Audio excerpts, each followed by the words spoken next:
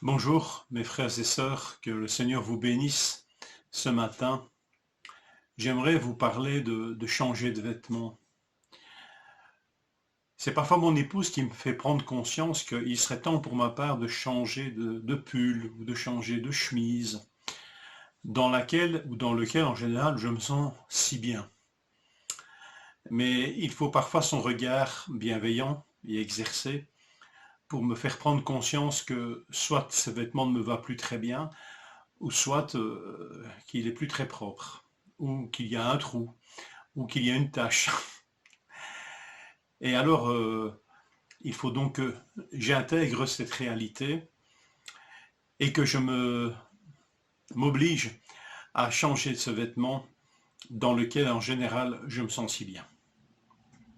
Je lis ceci dans Éphésiens 4, versets 22 à 24. On vous a enseigné à vous débarrasser du vieil homme qui correspond à votre ancienne manière de vivre et se détruit sous l'effet de ses désirs trompeurs, et à vous laisser renouveler par l'esprit dans votre intelligence et à vous revêtir de l'homme nouveau, créé selon Dieu dans la justice et la sainteté que produit la vérité. Dans la partie pratique d'Éphésiens, comme dans celle de Colossiens, mais d'autres textes des épîtres, cette exhortation à changer de vêtements, à se débarrasser de vieux vêtements et en revêtir de nouveaux, revient souvent. L'image, en fait, est frappante et elle est familière. Alors, je ne sais pas de quoi étaient constitués les garde-robes des contemporains de l'apôtre. Sans doute ils étaient nettement moins richement pourvus que nos garde-robes. Mais quand même, l'image de changement de vêtements est frappante et familière. C'est un geste que l'on pratique très régulièrement. Se débarrasser du vieil homme et se revêtir de l'homme nouveau, créé selon Dieu. Voilà ce dont il est question à nouveau dans cette partie pratique de l'épître, cette image tellement frappante du dévêtement, du dépouillement, revêtement. C'est vrai que nous pouvons parfois entretenir un rapport, comme je vous le disais un petit peu dans cette espèce de confession de ma part. Il est parfois, nous entretenons un rapport étonnant avec nos vêtements et nos bons vieux vêtements, incapables de s'en débarrasser, ne pouvant admettre qu'ils sont usés ou sales, qu'ils sont plus à notre taille. En fait, vous savez qu'ils sont toujours à notre taille, mais c'est parce qu'ils sont, enfin, c'est-à-dire, c'est pas que j'ai pris du poids, mais c'est que les vêtements ont rétréci au lavage. Enfin bref, on met parfois des vêtements qui ne sont plus ajustés à notre taille, et je ne le vois pas, tout le monde le voit sauf moi. On a souvent un regard assez, comme ça, étonnant avec ces vieux vêtements dont nous sommes incapables de nous débarrasser. Et c'est souvent un regard extérieur qui nous fait prendre conscience de l'affaire.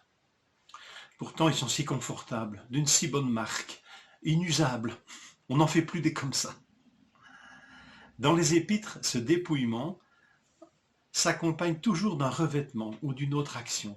On n'abandonne pas pour se retrouver nu. On abandonne ou on se dépouille pour se revêtir, ou pour prendre autre chose, ou pour faire autre chose. C'est vraiment la dynamique des exhortations bibliques. C'est jamais arrêtez de faire ça, pointe à la ligne. Ou débarrassez-vous de ça, pointe à la ligne. C'est débarrassez-vous pour vous revêtir. Cessez cela pour faire cela. C'est très important de voir cette dynamique dans les exhortations. Alors, peut-être ce qui nous convainc qu'il est temps de changer le vêtement, c'est quand nous voyons l'autre vêtement qui nous est proposé. Peut-être de la même marque, aussi confortable que l'ancien, et surtout mieux adapté, et de meilleure qualité, et puis plus neuf. Et puis, alors toutes ces qualités toutes ces qualités sont aux yeux. Alors il est beaucoup plus facile d'abandonner, de se débarrasser de l'ancien.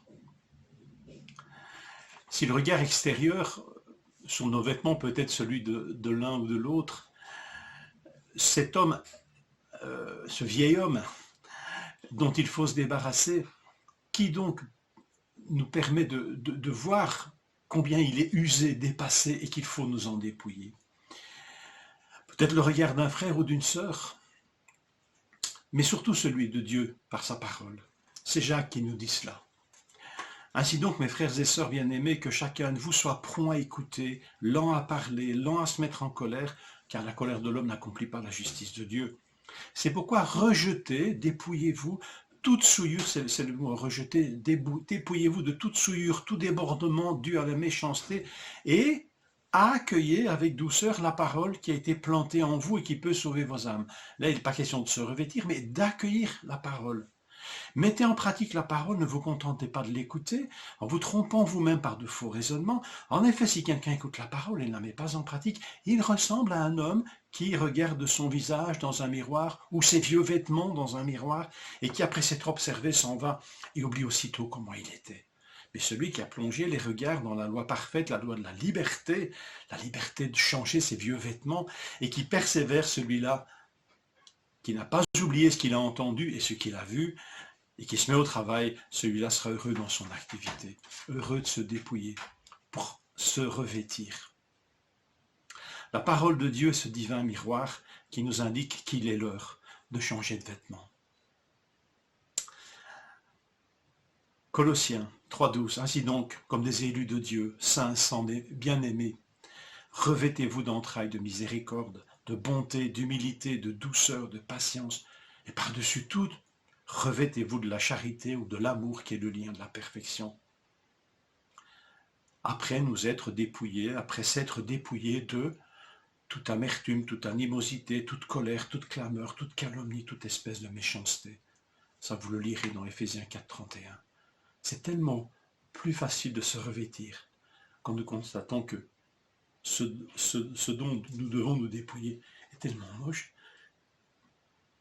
que le Seigneur nous parle au travers de cette image saisissante. Chaque fois que nous changerons de vêtements et que nous remettons de nouveaux vêtements, peut-être que nous pouvons prier et dire « Seigneur, revêt-moi de bonté, d'humilité, de patience, de douceur dans le mystère. » Enfin voilà, ce geste tellement familier, qu'il soit pour nous porteur de sens, même spirituel.